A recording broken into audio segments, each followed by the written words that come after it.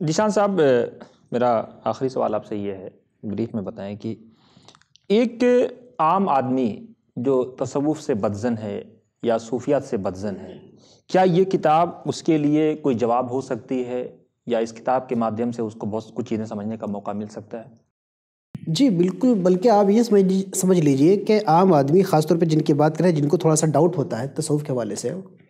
ان کو تو اس کتاب سے بالکل جھٹکا لگے گا۔ اس کتاب کو پڑھتے ہی جو ہے، اور یہ 10 صفحے جب پڑھیں گے ہو تو ان کو ایک شوق لگے گا۔ ضیاء صاحب نے بتایا دوام الصوم کی بات ہو یا دوام الطہارہ کی بات ہو، یہ وہ چیزیں ہیں جو پرافٹ محمد صلی اللہ علیہ وسلم کی عملی زندگی کا نمونہ ہے۔ جی بے شک، جی میں وہی کہہ رہا ہوں کہ اس کتاب کو پڑھنے کے بعد ایک عام قاری جو ہوگا، جو تصوف کو سمجھنا چاہتے ہیں، لیکن اس کو چونکہ وہ قبروں سے سمجھتے ہیں، درگاہوں سے سمجھتے ہیں، اور سمجھ نہیں پاتے ہیں، بلکہ اور کنفیوژن ان کا بڑھ جاتا ہے، اس کتاب سے ان کو شوق لگے گا کہ ایک اب تک تصوف کا جو ایک نگیٹو جو اس کا کانسیپٹ تھا وہ بالکل چینج ہو جائے گا۔ اس میں لگے گا کہ جو باتیں کہی جا رہی ہیں یہ دراصل نبی کریم صلی اللہ علیہ وسلم نے جو 2 قانون دیے، ایک قانون تو انہوں نے سول لاء دیا، شہر کو کیسے مینج کرنا ہے، سوسائٹی کو کیسے قانونی طور پہ کنٹرول کرنا ہے، تو سول لاء جو فقہ ہے اسے تو واقف ہیں، لیکن اخلاقی قانون رسول اللہ کے کیا تھا، اپنی تربیت کا طریقہ کیا تھا۔ سول سوسائٹی کو کنٹرول کرنا قانون اور ڈنڈے کے زور پہ ایک تو ایک الگ چیز ہے، لیکن ہم اپنے آپ کو خود اچھا کیسے کریں، یہ پروفیٹ کا طریقہ کار کیا تھا،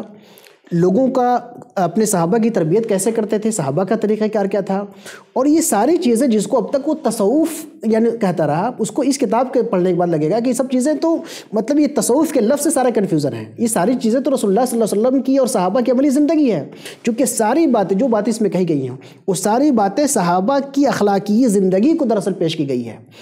صحابہ کی جو حب الہی اور حب رسول اور اخلاقیات جو تھی، اپنے نفس کی جو پاکی کا جو طریقہ کار جو تھا، اسی سے ساری چیزیں لی گئی ہیں، تو اس میں الگ سے تو اس کو کچھ ملے گا ہی نہیں، نہ اس کتاب میں نہ یونان کا فلسفہ ملے گا اس کو، نہ افلاطون کی باتیں ملیں گی، نہ ہند و سندھ کے جغرافیہ ملے گا، اس میں تو جو کچھ ملنا ہوگا اس کو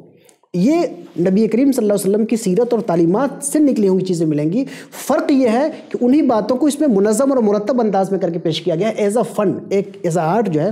فنی طور پہ اس کو ترتیب کے ساتھ پیش کیا گیا ہے، تو اس کو جو اس میں نیا لگے گا وہ صرف سیرت سے جو نیا لگے گا اس میں ترتیب نہیں لگے گی، لیکن باتیں بالکل وہی ہوں گی جو سیرت کی ہے اور رسول اللہ کی اور قرآن کی باتیں ہیں، اور تب اس کو سمجھ میں آ گیا کہ تصوف جو ہے الگ سے کوئی چیز نہیں ہے، بلکہ تصوف تو دراصل اسلام کی اخلاقی تعلیمات کا نام ہے تصوف، اس سے ہٹ کے کوئی چیز تصوف نہیں ہے۔